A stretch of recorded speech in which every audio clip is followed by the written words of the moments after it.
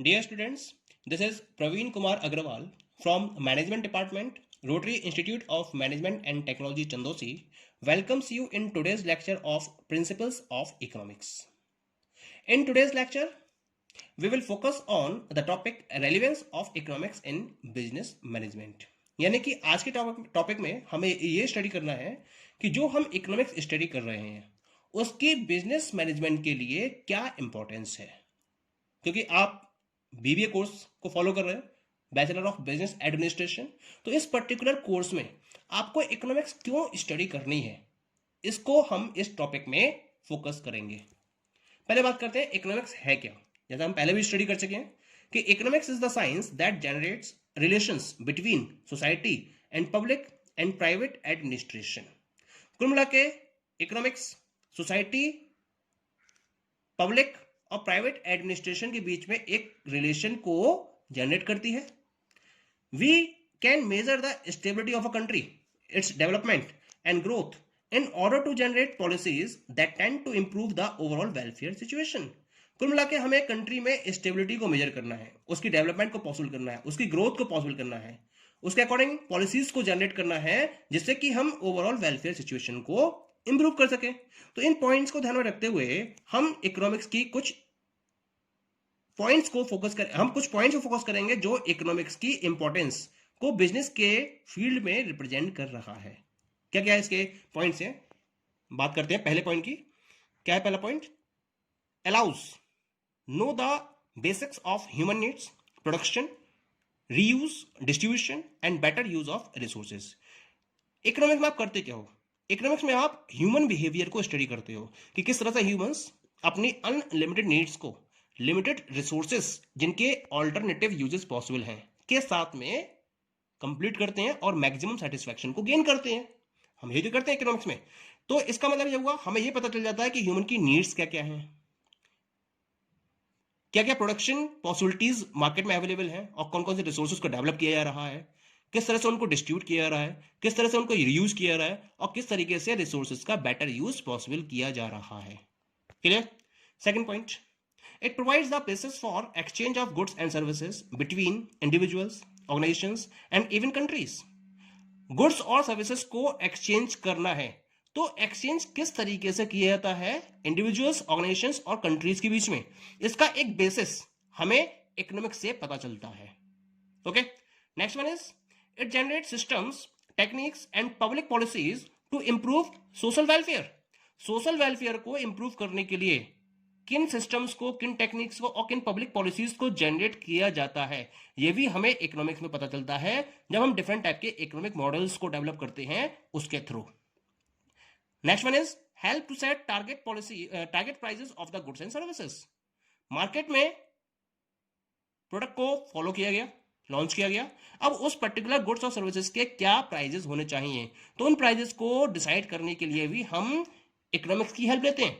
और इकोनॉमिक्स में कंज्यूमर के बिहेवियर को प्रॉपर्ली स्टडी करने के बाद हम उस पर्टिकुलर प्रोडक्ट के प्राइस को डिसाइड करते हैं। ओके,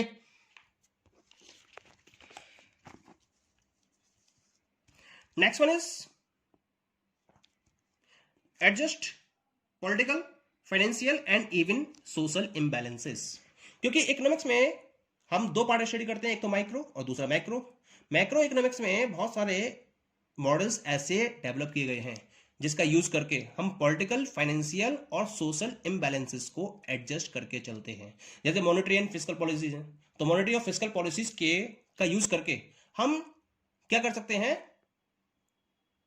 इकोनॉमी के अंदर अगर इन्फ्लेशनरी और रिसेशन कंडीशंस हैं तो उनको दूर किया जा सकता है और एक स्टेबिलिटी कंडीशन को मेंटेन किया जा सकता है।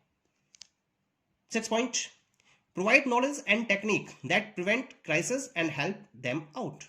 हमें वो नॉलेज मिलती है, वो टेक्निक्स मिलती हैं जिसके हेल्प से अगर कोई क्राइसिस फेस की जा रही है तो उस क्राइसिस को आने से पहले प्रिवेंट कर लिया जाता है और अगर क्राइसिस में आ चुकी है तो उन क्राइसिस को दूर कर दिया जाता है उस नॉलेज और टेक्निक का यूज करके जो इकोनॉमिक्स हमें प्रोवाइड करती है।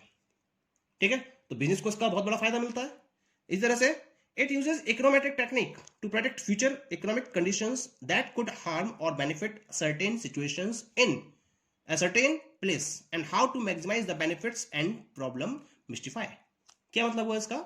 इकोनोमेट्रिक टेक्निक्स का यूज किया जाता है, यानी कि इकोनॉमिक्स हमें डिफरेंट टाइप की टेक्निक्स इस तरह से प्रोवाइड कर दी है जिससे कि फ्यूचर पीरियड ऑफ टाइम में अगर कोई चेंजेस होने वाले हैं तो उन चेंजेस के बारे में हमें आज ही पता चल जाता है। क्या होगा उसमें? तो कुछ फैक्टर्स ऐसे भी हो सकते हैं जो हमें बेनिफिट प्रोवाइड करेंगे आने वाले टाइम में, या कुछ फैक्टर्स ऐसे भी हो सकते हैं जो हमें हार्म भी पहुंचा सकते हैं, नुकसान भी पहुंचा सकते हैं। तो उसके अकॉर्डिंग हम एक्शंस को फॉलो करने में हमें आसानी हो जाती है और फ्यूचर के पॉइंट ऑफ व्यू को ध्यान में रखते हुए आज से ही हम उसकी तैयारी करना स्टार्ट कर देते हैं। यह फायदा मिलता है हमें किसके थ्रू? इकोनोमेट्रिक टेक्निक्स के थ्रू। और यह फायदा किसको मिला? बिजनेस को मिला। Next one is economics is a science that encompasses us completely.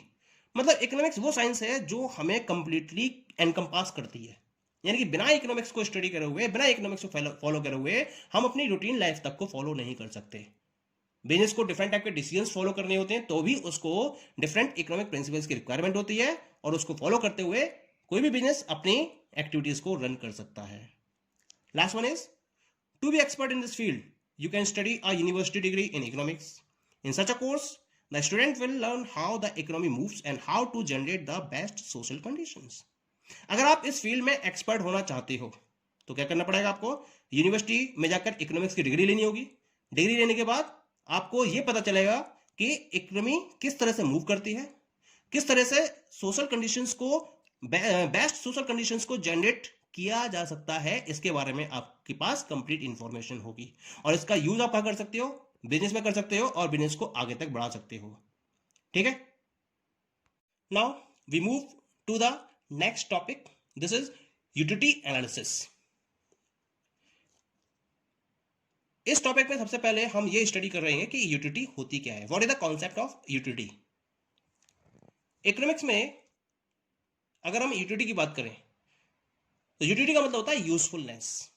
हमें डिफरेंट टाइप की नीड्स होती हैं, वांट्स होती हैं, और उन नीड्स एंड वांट्स को कंप्लीट करने के लिए हम डिफरेंट टाइप के प्रोडक्ट्स को परचेज करते हैं और उनको कंज्यूम करते हैं। हम वही प्रोडक्ट्स परचेज करने में इंटरेस्टेड होते हैं जो हमारे नीड और वांट को कंप्लीटली सेटिस्फैक्शन प्रोवाइड कर सके। वो प्रोडक्ट्स परचेज नहीं करेंगे जो सेटिस्फैक्शन प्रोवाइड नहीं कर रहा है। इसका मतलब अगर यूटिलिटी की बात की जाए तो यूटिलिटी का मतलब होता है किसी पर्टिकुलर प्रोडक्ट की या कमोडिटी की नीड सेटिस्फाइंग पावर। इसका मतलब यह हुआ कि want satisfying power of a commodity और service is called its utility. Utility को मेजर करने के लिए हम कार्डिनल नंबर्स का यूज करते हैं, जैसे 1 2 3 4। इनको हम कंपेयर भी कर सकते हैं और इनको हम मेजर भी कर सकते हैं। इसी वजह से ये एक कार्डिनल अप्रोच कहलाती है। Clear? Now come to the concept of total utility, average utility and marginal utility. ये तीन तरह की यूटिलिटी हमें डिस्कस करनी है। पहले बात करते हैं टोटल यूटिलिटी की। टोटल यूटिलिटी क्या होती है? टोटल यूटिलिटी का मतलब होता है जब हम किसी पर्टिकुलर कमोडिटी की सक्सेसिव यूनिट्स को कंज्यूम करते चले जाएं तो हर यूनिट से मिलने वाली जो मार्जिनल यूटिलिटी होती है उसको अगर ऐड कर दिया जाए तो हमें मिलती है टोटल यूटिलिटी। इसका मतलब total utility is the sum total of utility derived from the consumption of all the units of a commodity। Formula क्या है इसका? Tu is equal to summation of mu। For example suppose हमने first unit consume करी, उससे मिलने वाली utility थी 10 utils की। सेकंड से मिली हमें 9 यूटिल्स की। थर्ड से मिली हमें 8 यूटिल्स की। यूटिल्स क्या है? यूटिलिटी को मेजर करने की ये एक यूनिट होती है। जैसे वेट को हम किलोग्राम में, ग्राम में मेजर करते हैं, इसी तरीके से हम यूटिलिटी को यूटिल्स में मेजर करते हैं। तो अब ये तीन तो हमारे पास मार्जिनल यूटिलिटी दे रखी है। अगर हमें इन तीन यूनिट्स की टोटल यूटिलिटी काउंट करनी है तो फॉर्मूला क्या लगेगा? Tu3 is equal to mu1 plus mu2 plus mu3। It means 10 plus 9 plus 8, it means 27 utils. This is the total utility of these 3 units. Clear? Now come to the next one is the average utility। Average का मतलब क्या होता है? Average का मतलब होता है जब हम टोटल नंबर्स को नंबर ऑफ ऑब्जर्वेशन से डिवाइड कर देते हैं तो एवरेज वैल्यू काउंट होती है। अगर हम एवरेज यूटिलिटी की बात कर रहे हैं तो एवरेज यूटिलिटी का मतलब होगा ratio of total utility and total number of units consumed of the commodity. Formula क्या बनेगा इसका? AU equal to TU upon Q। जहां TU क्या है, टोटल यूटिलिटी, और Q क्या है, number of units consumed. For example, अगर 3 यूनिट्स तक की टोटल यूटिलिटी 27 यूनिट्स है, तो एवरेज यूटिलिटी कितनी होगी इसकी, TU upon Q। TU is 27, Q is 3 units, 27 upon 3 it means 9 utils, ये इसकी एवरेज यूटिलिटी हो जाएगी। Clear? Now come to the next topic, this is the marginal utility. क्या है मार्जिनल यूटिलिटी? मार्जिनल का मतलब होता है जब आप एक एडिशनल यूनिट को कंज्यूम करते हो तो टोटल में जो डिफरेंस होता है उसको हम मार्जिनल वर्ड का नाम देते हैं, क्योंकि यूटिलिटी की बात हो रही है यहां पर। इसका मतलब जब आपने एडिशनल यूनिट को कंज्यूम किया तो टोटल यूटिलिटी में जो डिफरेंस होगा that is known as the marginal utility. It refers to additional utility on account of the consumption of an additional unit of a commodity. यानी कि अगर आपने एक यूनिट एक्स्ट्रा कंज्यूम करी तो उसकी वजह से टोटल यूटिलिटी में जो डिफरेंस आया that is known as marginal utility. क्या फॉर्मूला इसका, mu of nth unit is equal to tu of nth unit minus tu of n minus 1th unit. tu n क्या है, nth यूनिट की total utility, ये क्या है n minus 1 unit की total utility, इन दोनों का डिफरेंस क्या हुआ, nth यूनिट की मार्जिनल यूटिलिटी। क्लियर? एक एग्जांपल लेके चलते हैं। मान लीजिए TU 10 इज इक्वल टू, यानी कि 10th यूनिट तक टोटल यूटिलिटी है 90 यूटिल्स और 9 यूनिट तक टोटल यूटिलिटी है 80 यूनिट्स। तो जो आपने 10th यूनिट कंज्यूम की उसकी मार्जिनल यूटिलिटी कितनी होगी, TU 10 माइनस TU 9, फॉर्मूले के according 90 minus 80 that is 10 utils. Clear? अच्छा, MU को एक और अलग तरीके से डिफाइन किया सकता है। MU can also be defined as the ratio of change in total utility to the change in total number of units consumed. ये कब होगा, जब आप एक से ज्यादा यूनिट्स कंज्यूम करते हो और आपको अगर मार्जिनल यूटिलिटी निकालनी हो तो हम इस फॉर्मूले का यूज करते हैं। फॉर एग्जांपल, हमें 10 यूनिट तक टोटल यूटिलिटी पता है दैट इज 90 यूटिल्स, और हमें 7 यूनिट तक टोटल यूटिलिटी पता है दैट इज 75 यूटिल्स। क्योंकि यहां पर एक से ज्यादा का डिफरेंस है दोनों में, तो हम यहां पर सेकंड फॉर्मूले का यूज करेंगे। क्या है formula, mu is equal to delta T U upon delta Q. Delta T मतलब change in total utility that is 90 minus 75 upon change in units consumed 10 minus 7, 90 minus 75 15, 10 minus 7 3, 15 upon 3 that is 5 utils. Okay, in this way marginal utility will be of 5 utils in this case. Clear? Thank you.